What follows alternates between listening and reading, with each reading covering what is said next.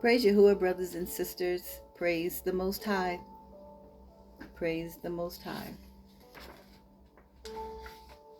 Today I want to read a little bit more from the Maccabees book.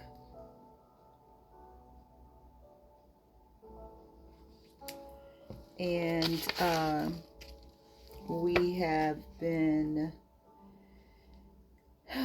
reading about what these people went through as they stood for Yahuah. And we will be seeing those kind of days again, not very many days hence. It won't be long. It will not be wrong. Won't be long. It's going to be wrong, but not too long from now. So I'm reading from the first book of Maccabees. And I'm going to start with verse 7. No, let's go a little bit. Let me see. Anyway, so I'm going to start at 5. There was a king called Alejandros. And verse 5 says, and after these events, he felt sick and perceived that he would die. And the events it's talking about are the different lands that he went and slaughtered in battles and took the spoils. And he said there was a time when he was exalted and his heart was lifted up. And he gathered a very mighty army and ruled over countries and nations and kings who became tributary to him. And after these events, he felt sick and perceived that he would die. So he called his servants who were honorable and had been brought up with him from his youth and divided his reign among them while he was still alive. So Alejandro's reigned 12 years and then he died. And his servants ruled, each one in his place. And after his death, they all put crowns upon themselves, as did their sons after them. Many years and evils were multiplied in the earth. And a wicked root came out from them, Antiochus, also called Epiphanes, son of Antiochus the sovereign, who had been a hostage at Rome, and he reigned in the 137th year of the reign of Yahuah. In those days wicked men went out of Yashra'el, who persuaded many, saying, let us go and make a covenant with the Gentiles that are around about us, for since we departed from them, we have had much sorrow. So anyway, so these are children of Yashra'el who decided that they would join the Gentiles, make a covenant with them. Then some of the people were so bold in this that they went to the king himself, who gave them authority to do according to the laws of the Gentiles. So they built a place of training at Jerusalem according to the customs of the Gentiles, and made themselves as uncircumcised, and forsook the Kodesh covenant, and joined themselves to the Gentiles, and they were paid to do evil. Now when the reign was established before Antiochus, he thought to reign over Mizraim, that he might have the rule of 2 reigns. So he wanted 2 kingdoms. Therefore he entered into Mizraim with a great multitude, with chariots and elephants and horsemen and a great fleet, and fought against Ptolemy, king of Mizraim.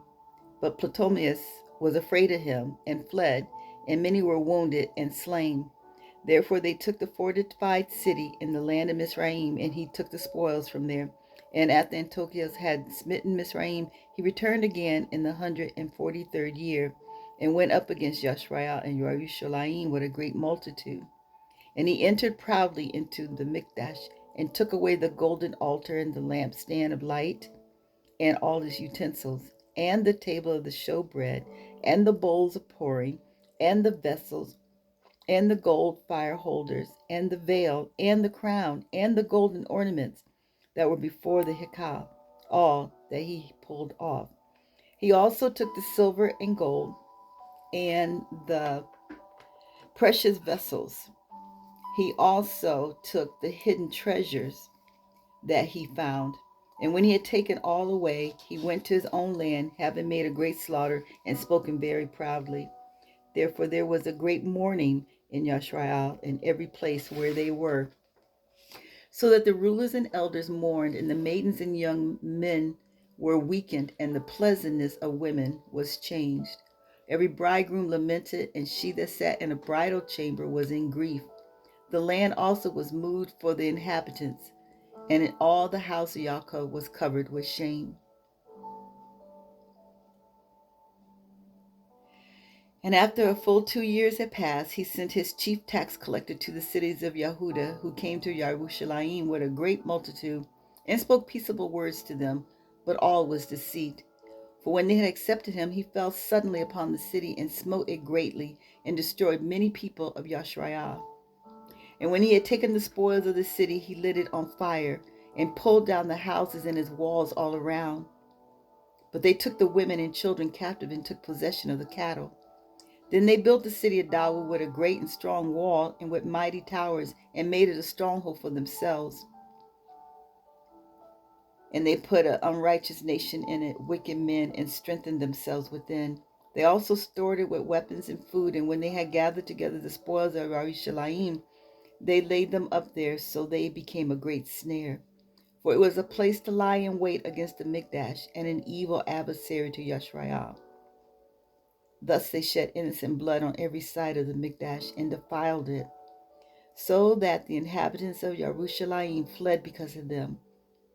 Therefore the city was made a dwelling of foreigners, and became foreign to those that were born in her, and her own children left her. Her Mikdash was laid waste like a wilderness. Her feasts were turned into mourning, her Sabbatoth into reproach, her honor into contempt. As had been her esteem, so was her dishonor increased, and her excellency was turned into mourning. King Antiochus wrote to his whole kingdom that all should be one people, and everyone should leave his laws. So all the Gentiles agreed according to the command of the king. So everyone, whatever their laws were, they had to leave them and now join in with the Gentiles. Even many of the children of Yashrael also agreed to his belief, and slaughtered to idols, and they profaned the Shabbat. For the king has sent letters by messengers to Yerushalayim and the cities of Yahudah, that they should follow the foreign laws of the land, and forbid burnt offerings and slaughterings and drink offerings in the Hekal, and that they should profane the Shabbaoth and festival days, and pollute the Mikdash and Kodesh people, put up altars and asherim, and temple of idols, and offer pig's flesh and unclean beasts, that they should also leave their children uncircumcised, and make their beings abominable with all manner of uncleanness and abomination, so that they might forget the law and change all the laws. And whoever would not do according to the command of the king, he said he should die. He wrote to his whole kingdom in the same way, and appointed overseers over all the people, commanding the cities of Yehudah to offer, city by city. Then many of the people were gathered to them, that is, everyone that forsook the law, all those that abandoned all the laws and the commandments of Yahuah. So they committed evils in the land, and they drove the children of Yashrael into hiding places, even wherever they could flee for safety. Now on the 15th day of the month Kishlu, in the 145th year, they put up the abomination of desolation upon the altar, and built idol altars throughout the cities of Yehudah on every side, and burned incense at the doors of their houses and in the streets. And when they had torn in pieces the books of the law that they found, they burned them with fire. And whoever was found with any of the book of the covenant, or if any adhered to the law, the king's command was that they should be put to death. Thus they did this by their authority to the children of Yashrael every month, to as many as were found in the cities. Now on the 25th day of the month they slaughtered on the idol altar what was upon the altar of Yahuah.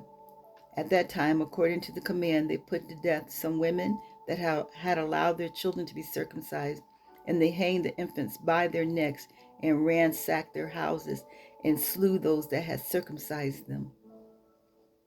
However, many in Yahuah were fully resolved and confirmed in themselves not to eat any unclean matter, therefore rather to die, that they might not be defiled with food, and that they might not profane the Kodesh covenant. So then they died. And very great wrath came to be upon Yahuah. Yah said he'll always have a remnant.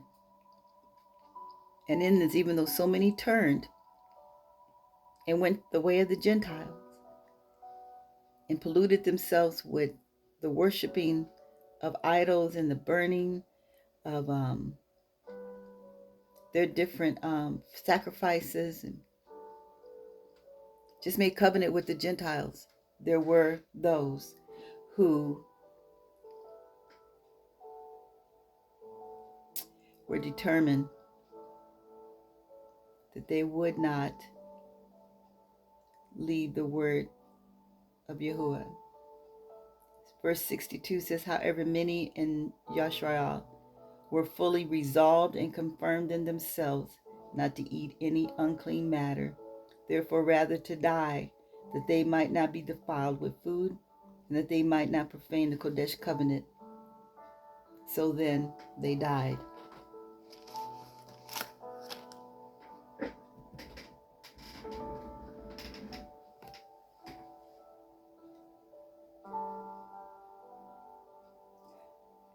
Yeshayahu 1 verse 7, because of your detestable disobedience, your country lies desolate, your cities are burned with fire, your land, strangers devour it in your very presence, and it is desolate, as overthrown by aliens. And the daughter of Zion is left like a deserted booth and a vineyard, like a lodge and a garden of cucumbers, like a besieged city, spared but in the midst of desolation. Except Yahuah Tessavah had left us a very small remnant of survivors, we should have been like Sodom and we should have been like Gomorrah. Give ear to the law and the teaching of your ruah, you people of another Gomorrah. To what purpose is the multitude of your sacrifices to me, unless they are the offering of the heart, says Yahuah. I have had enough of the burnt offerings of rams and the fat of fed beasts without obedience, and I do not delight in the blood of bulls or lambs or he-goats without righteousness. When you come to appear before me, who requires of you that your unrighteous feet trample my courts? Bring no more offerings of vanity, emptiness, falsity, vainglory, and futility. Your hollow offering of incense is an abomination to me. The new moons and Sabbats, the calling of assemblies, I cannot endure it. Iniquity and profanation, even the solemn meetings, your new moon and festivals, and your hypocritical appointed feasts, my soul hates. They are an oppressive burden to me, and I am weary of bearing them. And when you spread forth your hands in petitions imploring help, I will hide my eyes from you. Even though you make many petitions, I will not hear. Your hands are full of blood. Wash yourselves and make yourselves clean. Put away the evil of your doings from before my eyes.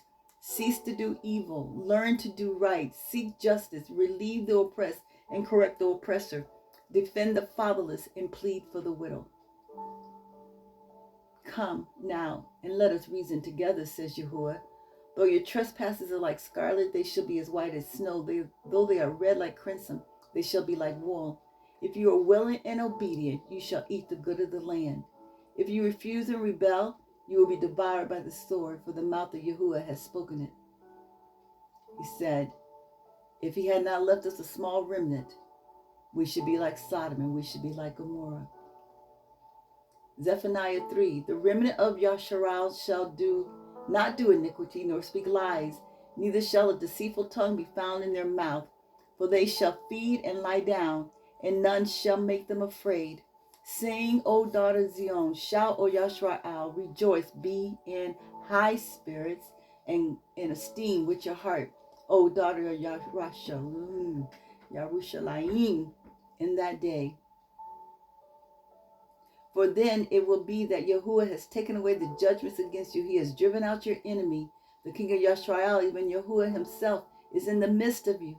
And after he has come to you, you shall not experience or fear evil anymore.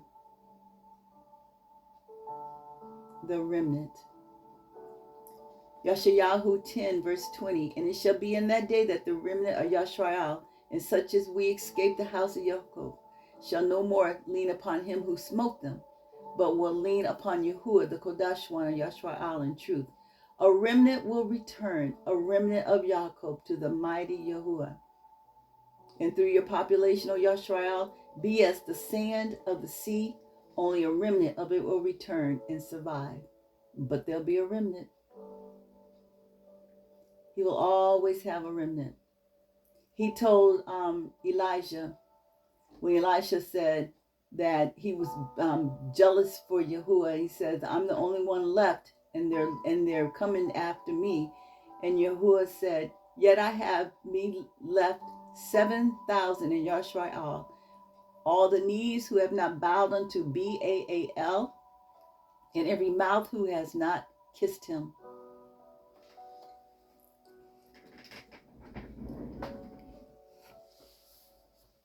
We cannot afford to be wishy-washy. He said in Hazon that he's going to spew some people out of his mouth because they were lukewarm.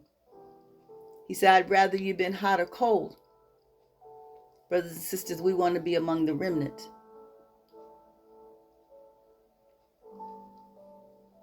So we want to learn how to love him and love his laws. Because these people that we're reading about in the book of Maccabees loved Yahuah. Loved Yahuah. So let's make resolve in ourselves that we will stand with Yahuah. We will not defile ourselves with food.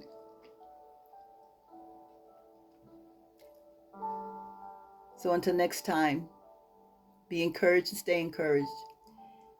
And watch what we eat and we'll put on our mouth. You know, gelatin, some of that is made from pigs, right? So if you're taking capsules of any type, check them. And just because they seem to be herbal stuff, some of them are not in gelatin, or in gelatin caps and not in vegetable capsules. I'll talk to you soon, brothers and sisters. I love you. Stay encouraged. Stay strong. Seek how to love him so we can be in that remnant. Until next time, praise Yah.